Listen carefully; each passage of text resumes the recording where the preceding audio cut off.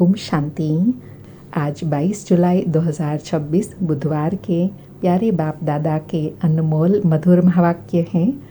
आज की मुरली के सार में पारलौकिक रूहानी साजन बाबा ने गीत की स्मृति दिलाते कहा कि मीठे मीठे रूहों ने अथवा बच्चों ने यह गीत सुना, जाग सजनिया जाग, अब नवयुग आया कि आया। बाबा कहे इसको कहा जाता है ज्ञान का गीत। यह गीत बहुत अच्छा है। तुम आत्माएं अब जाग गई हो। ड्रामा के राज को भी अभी तुमने जाना है। बाप ने 84 जन्मों की कहानी सुनाई है। यह है नई दुनिया के लिए नई बातें।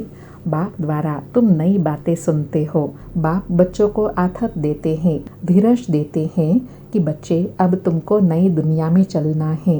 तुम्हारे अब दुख के दिन पूरे हुए। बच्चे अब नई दुनिया में चलना है तो पुरानी बातों को भूल जाओ। और साथ में कहा कि बच्चे अभी जान गए हैं कि बाप आकर भक्ति का फल देते हैं। जिसने सबसे जास्ती भक्ति की है उनको जास्ती फल मिलेगा। ज्ञान का पुरुषार्थ भी वह जास्ती करेंगे, जरूर ज्ञान में भी वह तीखे जाएंगे।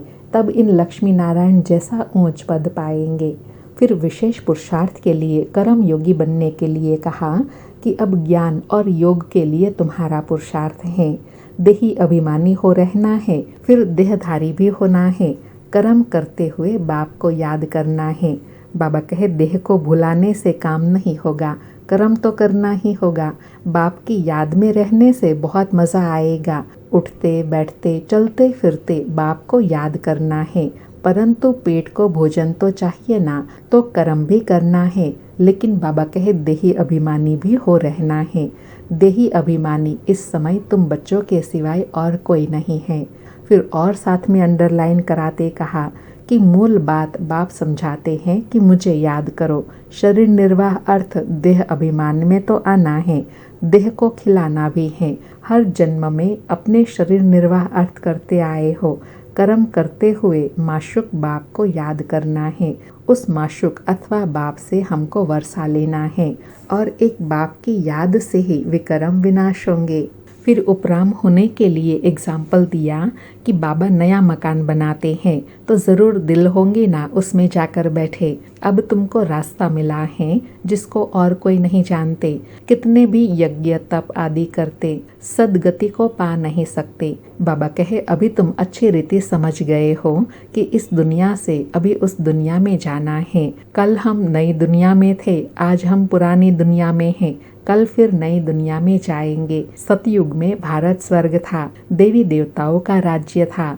बाबा कहे देवी देवता धर्म बहुत सुख देने वाला है। भारत जैसा सुख कोई पा नहीं सकता। फिर एग्जाम्पल देते हुए अंडरलाइन कराया कि कहीं कहते हैं हम तो यहाँ ही स्वर्ग में हैं, सब सुख है।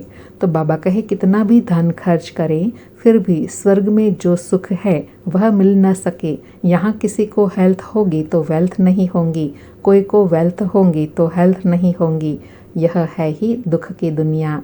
अब बाबा सुखों की दुनिया में ले जाते हैं, जहाँ तन का सुख, मन का सुख, धन का सुख, जन का सुख, जिसको ही संपूर्ण सुख कहा जाता है।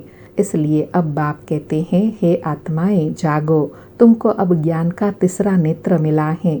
और विशेष बात को स्पष्ट करते कहा कि बाप को जानी जाननहार कहते हैं ना, लेकिन बाबा कहे इसका मतलब यह नहीं है कि सबके दिलों को बैठ जानता हूँ। यह कौन क्या करते हैं, कितना समझते हैं, कहाँ तक पवित्र रहते हैं, कहाँ तक बाबा को याद करते हैं।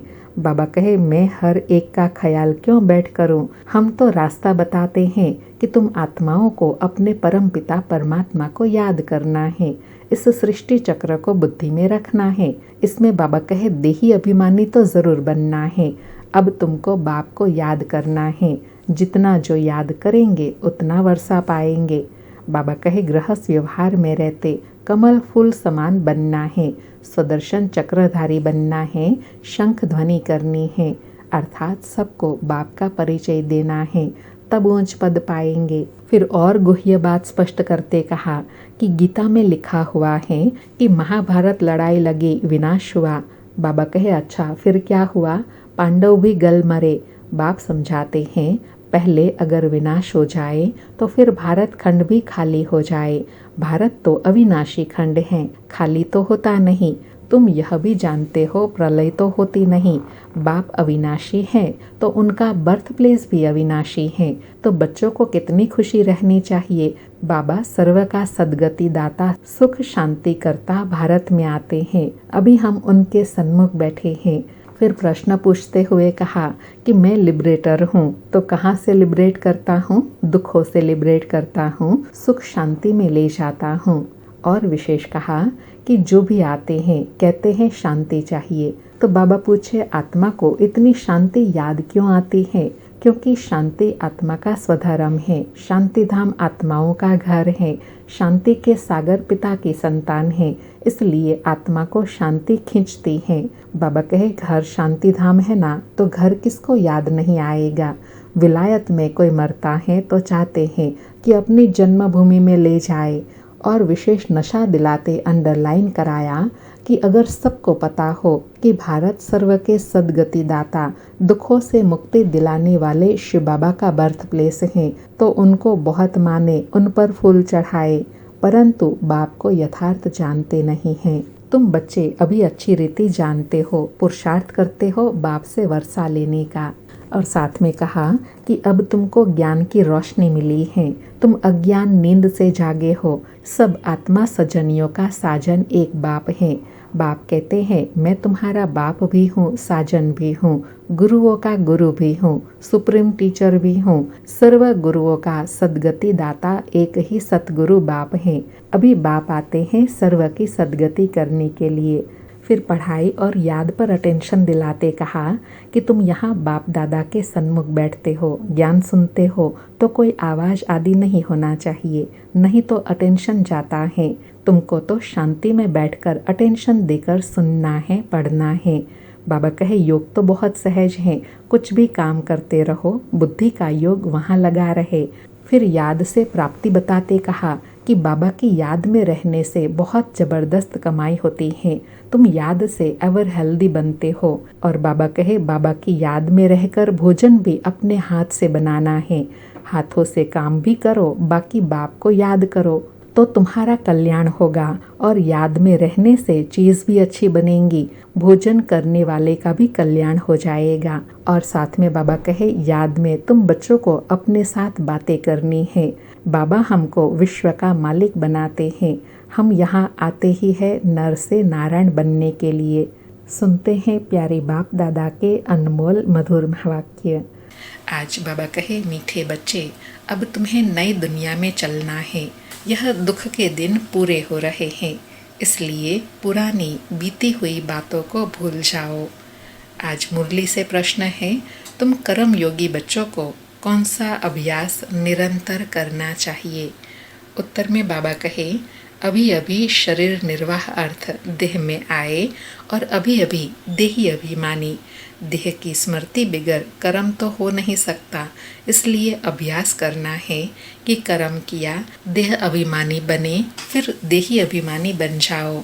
ऐसा अभ्यास तुम बच्चों के सिवाय दुनिया में कोई कर नहीं सकता। आज मुरली में गीत बजा, जाग सजनिया जाग, अब नवयुग आया कि आया। सारी मुरली से धारणा के लिए सार हैं। पहला पॉइंट, ज्ञान और योग पर पूरा पूरा अटेंशन देना है। सुनने समय बहुत शांत एकाग्रचित होकर बैठना है, कर्म योगी भी बनना है। दूसरा पॉइंट, बाप ने जो घर का रास्ता बताया है वह सबको बताना है। स्वदर्शन चक्रधारी बनने के साथ साथ ज्ञान शंख भी बजाना है। आज प्यारे बाबा का वरदान है, महान और मेहमान इन दोनों स्मृतियों द्वारा सर्व आकर्षणों से मुक्त बनने वाले उपराम व साक्षी भव। महान और मेहमान इन दोनों स्मृतियों द्वारा सर्व आकर्षणों से मुक्त बनने वाले उपराम व साक्षी भव। स्पष्टीकरण है, उपराम व साक्षीपन की अवस्था बनाने के लिए दो बातें ध्यान पर रहे। एक तो मैं आत्मा महान आत्मा हूँ, दूसरा मैं आत्मा अब इस पुरानी सृष्टि में व इस पुराने शरीर में मेहमान हूँ। इस स्मृति में रहने से स्वतः और सहज ही सर्व कमजोरियाँ व सर्व लगाव की आकर्षण समाप्त हो जाएंगी। महान समझने से जो साधारण कर्म व संकल्प संस्कार के वश चलते हैं वह परिवर्तित हो जाएंगे। महान और मेहमान समझकर चलने से महिमा योग्य बन जाएंगे। बाबा कहे महिमा योग्य कब बनेंगे? जब दो स्मृतियाँ सदा स्मृति में रहे। एक तो मैं महान आत्मा हूँ और दूसरा इस पुरानी दुनिया पुरानी देह में मैं मेहमान हूँ। इस स्मृति से सहज सर्व आकर्षणों से परे हो जाएंगे।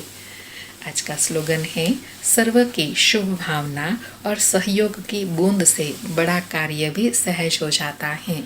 सर्व की शुभ भावना और सहयोग की बूंद से बड़ा कार्य भी सहज हो जाता है। आज के अव्यक्त इशारे हैं, ज्वाला स्वरूप स्थिति में रहे शक्तिशाली याद का अनुभव करो। आज अनुभव करने के लिए कहा कि पावरफुल मन की निशानी है सेकंड में जहाँ चाहे वहाँ पहुँच जाए। मन को जब उड़ना आ गया, प्रैक्टिस हो गई तो सेकंड में जहाँ चाहे वहाँ पहुँच सकते हैं। अभी अभी साकार वतन में, अभी अभी परम धाम में सेकंड की रफ्तार है। अब इस अभ्यास को बढ़ाओ तो याद शक्तिशाली हो जाएंगी। बाबा ने शक्तिशाली याद की विधि बताई कि सेकंड में मन को जहाँ चाहो वहाँ एकाग्र करो। यह अभ्यास जितना बढ़ाते जाएंगे उतना मन शक्तिशाली बनता जाएगा। अच्छा, ओम शांति। शुक्रिया बाबा, शुक्रिया।